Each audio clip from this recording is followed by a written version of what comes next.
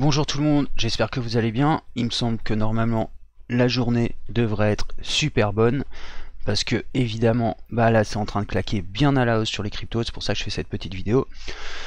Comme j'avais dit il y a 2 jours, j'ai envie de dire abonne-toi, like, partage la vidéo. On regarde maintenant ce qui se passe sur les cryptos et c'est super ce qui est en train de se passer. C'est vraiment un bon petit pump là qu'on se prend. Donc vous vous souvenez, je vous avais dessiné C1, 2, 3, 4, 5, on y est quoi. Et au début j'avais même dessiné, alors donc là c'est la vague 3 de la vague 1. Ok, donc on va encore avoir une consolidation, peut-être une vague 5, bien que ça ait monté très fort. Et au début j'étais monté un peu trop haut, je m'étais repris dans la vidéo en disant ouais non en fait ici c'est bien, cette zone là elle me paraissait parfaite, pour venir faire notre 1, 2, 3, 4, 5. Alors ce qui est bien là-dedans, dans cette config, je vais passer en 4 heures, ça va être plus pratique pour moi, et pour vous aussi d'ailleurs. Ce qui est très bien là dans cette config, c'est que là notre ABC il est vraiment en train de se faire, ok. Donc vague 1, vague 2, vague 3, là il devrait avoir une vague 5 qui potentiellement pourrait nous amener là. Donc au final je me serais pas trompé dans ce que je disais, mais ça me paraissait trop haut quoi. Donc si on fait ça, on va aller au-dessus de ça, mais attention, l'enthousiasme, on reste cool, on va rester sur cette structure là. Donc consolidante en général, on reprend 78% de Fibo sur la vague 2, donc à mon avis ça va être ici. Vague 3 comme ça, exactement ce que je vous ai montré comme schéma. Et là dans cette vidéo on va pouvoir aller s'intéresser aux autres coins que Ether et Bitcoin, parce qu'il y a quand même pas mal d'opportunités à prendre. Et je vais vous montrer les coins sur lesquels je suis, et ce qui moi me paraît être les coins les plus gros potentiels. Alors j'avais déjà géré ETP. Donc ça je vous en parle souvent. San qui me paraissait, je l'avais marqué sur la page, qui me paraissait extrêmement intéressant.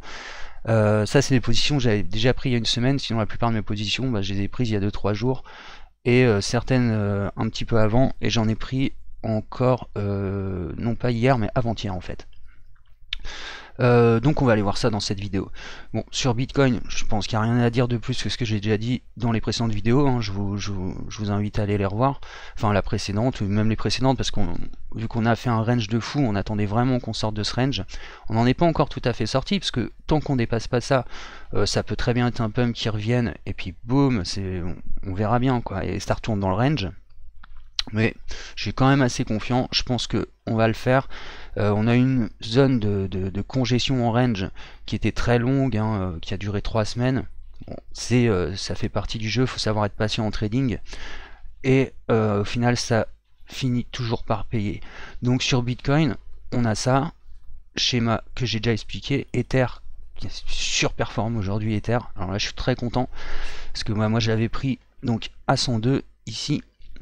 Et même pas, on est parti à 101 je crois, ouais. Bon, je l'ai eu autour de 101,50, 102, je sais plus exactement. Et donc là on fait une belle perf.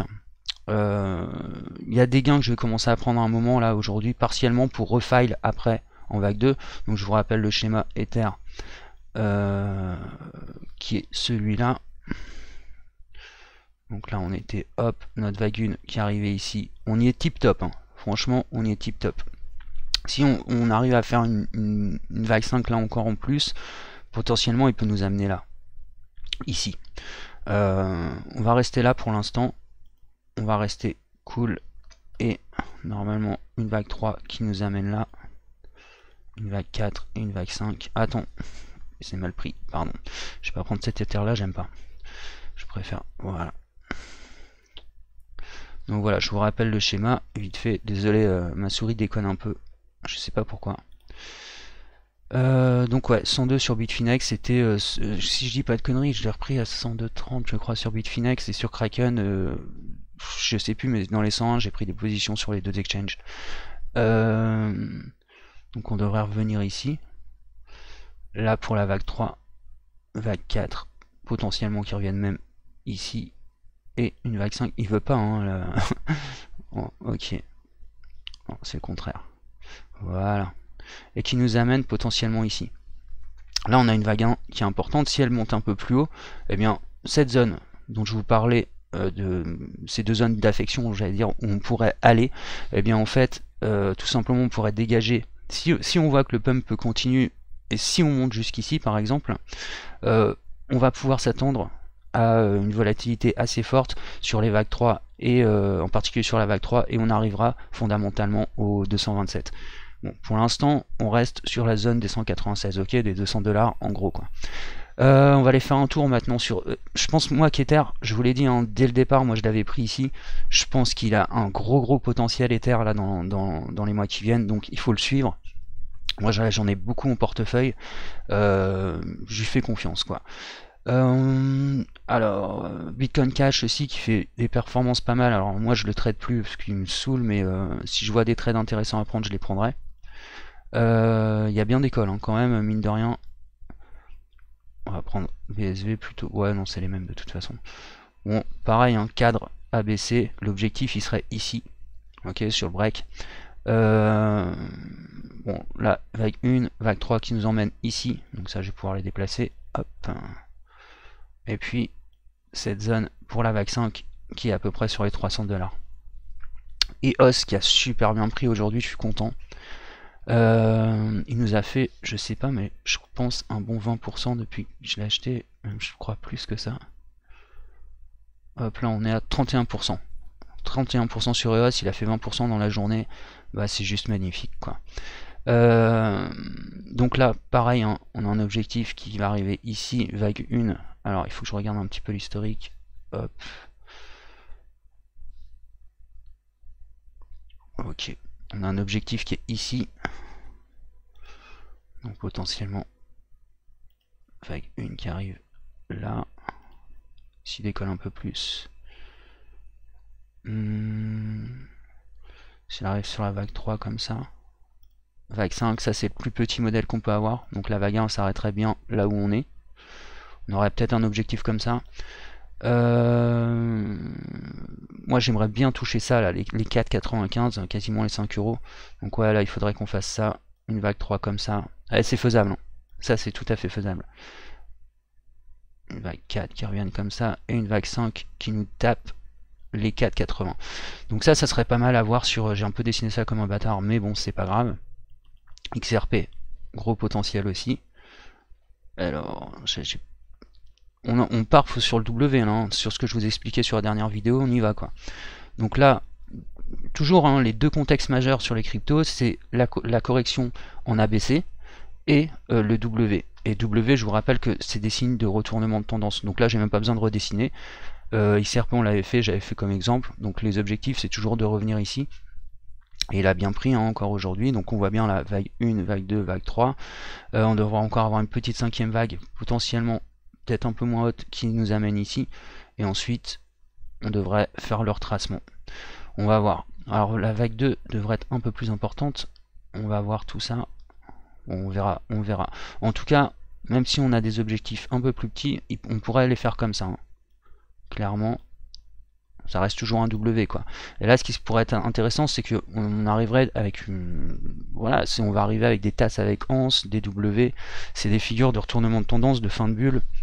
Moi, je pense que c'est pas mal. Je sais que tout le monde est bearish et que tout le monde est très à cran sur les cryptos, parce que quand tu te prends un an de perte et que tu n'arrives pas à trader à la baisse et que tu... comment dire, que tu es soit novice ou même si tu t'en sors un peu mais que tu n'arrives pas à faire du gain, bah, je comprends bien que c'est stressant et que ça fait perdre tout, ça fait perdre la tête en fait un petit peu, mais il faut avoir la tête froide. Je devrais vous parler d'un truc, mais j'en parlerai après, mais c'est l'auto-persuasion dans le trading. J'ai une discussion là-dessus avec un ami qui est sur la chaîne d'ailleurs, et dans l'auto-persuasion, si tu veux, quand le marché est bear, on est en bear market, on est toujours en bear market, c'est pas parce qu'on a des tendances haussières qu'on est sorti du bear market. Mais dans une tendance générale, il y a des tendances haussières. Donc la tendance, le contexte plutôt, on va l'appeler le contexte, c'est le bear market, c'est-à-dire qu'on est tout le temps dans une bulle, et il y a des tendances haussières à l'intérieur de ces bulles, des tendances haussières et des tendances baissières. Donc c'est intéressant de pouvoir les observer et de savoir les repérer pour pouvoir rentrer dedans. Et tu as des gens qui s'auto-persuadent que ça va tomber. Ils sont pas contents quand tu leur dis ça monte, etc. Parce que pour eux, dans leur tête, c'est impossible, parce qu'il faut absolument que ça retombe. Et du coup, ils n'arrivent pas à penser correctement, quoi. Et 2 secondes, je coupe.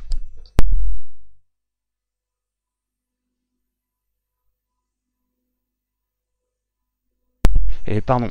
Et du coup, en fait, il s'auto-persuade. J'ai été obligé de couper, il y a quelqu'un qui vient d'arriver.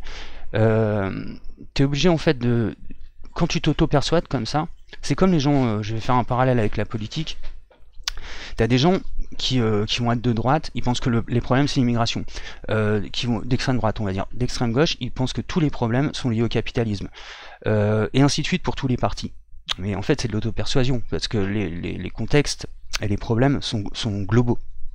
Et quand tu as un problème, un contexte global, tu essayes de définir à peu près tout ce qui pourrait être important pour justement trouver des solutions. Et l'auto-persuasion, en fait, elle fait que tu vas perdre ta lucidité. Et si vous voulez bien trader, il faut pas être émotif. L'auto-persuasion, elle fonctionne avec l'émotion. Et cette émotivité, elle fait prendre des mauvais choix. Si tu regardes en fait des contextes de trading comme on en a actuellement, ben il faut que tu arrives à être froid et à aller au-delà de ce que toi tu crois. C'est ce que je dis avec la politique, c'est pareil pour la religion. C'est des gens qui sont persuadés d'une vérité. Et c'est pareil dans le trading. T'as des gens qui sont persuadés c'est des perma-bears ou des perma-bulls. Ça va descendre, ça va descendre, ça va monter, ça va monter. Et en fait, il n'y a plus de nuance, si tu veux, dans leur contexte de trading. Et c'est un ennemi de penser ça. Réellement. Hein. Je vous dis ça parce que bah, moi aussi, je suis passé par là. Tout le monde passe par ces phases où... au final, on n'arrive pas à bien lire le graphique et on s'auto-persuade de choses qui sont complètement fausses. Et on le fait aussi dans la vie. Et c'est autant il faut le combattre en trading qu'il faut le combattre dans la vie. Parce que tout est toujours plus complexe que ce qu'on voit. Enfin voilà, c'était juste une petite réflexion comme ça. On continue, désolé pour l'aparté. On va aller faire un tour sur ETP, qui ETP depuis une semaine et demie, je pense. Depuis qu'il est tombé là, il nous a fait un beau, je sais plus combien, mais je crois je me suis tapé un. Alors moi je l'ai pris ici, mais pour ceux qui l'auraient pris tout en bas, j'aurais bien aimé le prendre tout en bas. Je l'ai pris ici, c'est déjà, on est dans les 71%. ETP, vous comprenez pourquoi je l'adore, hein, ETP. Donc mon objectif il était là sur ETP. Donc ça, hop. Voilà. Là, on est en train de faire une vague 1. Il peut décoller parce qu'il est très erratique, hein, ETP. Donc là, on est en train de tout doucement arriver sur les hauts du range. Et je pense sans problème qu'il va les dépasser. Attention, il va y avoir une vague 2 avec. Pour ceux qui sont pas dans ces positions, rentrez pas maintenant. Hein, c'est complètement con de faire ça. C'est pas parce qu'on voit du vert qu'on rentre. Non, non, on attend la vague de correction, donc la vague 2, pour s'installer dedans et ensuite aller vers un trade qui va nous donner potentiellement donc on serait comme ça, ETP on va avoir un retracement qui sera au moins ici, là ça serait pour la vague 3, vague 4 et vague 5, alors là j'ai fait un peu courte la vague 4 mais potentiellement revenir ici, ça c'est des objectifs qui sont tout à fait tenables sur ETP. Ok. Après, en quelle longueur on va avoir, pareil, si on a une vague 2, est-ce qu'on va rester en range ou pas. Pour l'instant, sur pas mal de cryptos, on est en train de dépasser les plus bas des ranges, donc ça c'est plutôt pas mal du tout. On va voir. En tout cas, ETP il surperforme en ce moment. Moi, je pense que c'est une crypto à voir. Je voudrais parler de San aussi. Je vais faire San et ensuite je ferai les autres positions. BAT qui a bien décollé aussi. Alors, il est où mon petit San? Je le vois pas. Voilà, il est là. Alors San, il nous a fait une performance depuis déjà bien 15 jours, hein, je pense. Depuis le 27, ouais. Donc ouais, presque 15 jours. En une semaine, il a pris tout ça, et ça c'est que le début. Mon objectif, il est ici, sur les 1,618, c'est une projection Fibo ça. Hein. Donc projection Fibo sur 1,618, revenir sur le bas du break, ici, voire sur le haut, possiblement. Là, il y a déjà beaucoup de volatilité, donc on peut très très bien arriver sur le haut. Là, je pense que maintenant on va corriger, on va faire une vague 2, hop, on va attaquer, pour attaquer une vague 3. Putain, il est aussi à fond en fait. Je pense que même s'il continue comme ça et qu'on a une belle montée sur le Bitcoin et sur Ether, je pense que même on peut aller au-dessus de ses objectifs. Je pense qu'on pourrait aller à 200% de Fibo. Parce que là on a une vague 1. Je saurais pas dire si c'est un début de vague 3 ou...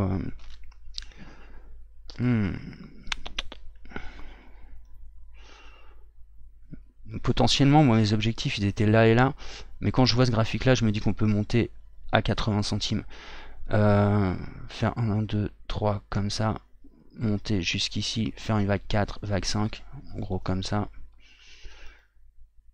Parce que là, en fait, si vous voulez, San et ETP, ils ont pris tout à rebours par rapport aux autres cryptos. Si on est vraiment très haussier, on pourrait faire ce schéma-là. Ok. Sinon, on arrivera ici. Déjà, ici, c'est un objectif. Moi, je vais prendre des profits ici ou ici. Et ensuite, je vais voir pour Refile, voir si on peut faire ce graphique-là. En tout cas, vu la volatilité qu'il y a, pour moi, il peut tout à fait y arriver. C'est tout à fait probable. BAT. Alors, BAT, bah, ça, je l'avais fait dans la vidéo, la dernière. Pour moi, là il sortait du... Je savais pas trop quoi en penser, hein, mais il est reparti direct à la hausse, ça je l'ai loupé, moi j'ai refile ici. Et ce que j'attends, mais pas énorme en réalité, ce que j'attends c'est qu'il sorte de ce biseau et qu'il redécolle. Et notre objectif, il va être ici, ok, sur le break. Donc petit à petit, hein, 1, 2, 3, 4, 5, objectif ici. Si on a énormément de volatilité, on ira ici. Ok, c'est nos deux objectifs principaux. Tout va dépendre du Bitcoin et de l'Ether évidemment. Ça je vais noter comme ça. Donc là, vague 1, vague 2, vague 3, possiblement vague 4 et vague 5. Voilà, ma souris déconne encore. Voilà. Ok, ça c'est tout à fait acceptable. Si on a un peu plus de volatilité, on fera ça et ça se passera comme ça. Ok. Mais pour l'instant, on va rester sur des moyennes basses quand même, sur les premiers objectifs, en gros, parce que c'est ce qui me paraissent, en tout cas, les plus facilement réalisables si on installe vraiment une tendance. Ok. Parce que là, on n'est toujours pas dans une tendance haussière. En fait, on va le voir, on va pouvoir affirmer qu'on est vraiment en train de faire la vague C quand la vague 3 aura commencé. Ok. Donc, moi, tous ces coins là, vous devriez comment dire, les surveiller parce que je pense qu'ils vont faire des bonnes performances. Monero qui a fait un très très beau score aujourd'hui, qui Monero il attaque fort là pour une vague 1. Donc là pour l'instant on est tout le temps à l'intérieur de ce canal, il va falloir qu'on s'en extirpe et je pense qu'on est bien parti pour le faire. C'est-à-dire que la vague 4 et la vague 5 normalement c'est ce qui va faire une espèce de pullback là-dedans et on devrait s'en extraire par le haut, j'espère en tout cas, pour commencer à lancer une tendance. Et Monero, bah, notre objectif il est ici vers les 80 $. Attention, hein, ça va pas se faire en un jour, ça va se faire en un mois, ça va travailler.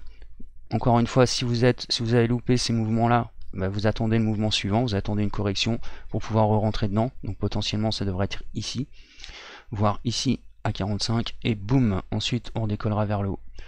XVG qui pour moi toujours me paraît très haussier, pareil un petit peu que ce que je disais. Pour l'instant on est encore à l'intérieur des figures. Une fois qu'on va sortir de ces figures, ça va être vraiment très très intéressant. Et moi je vois quand même pas mal de potentiel pour XVG.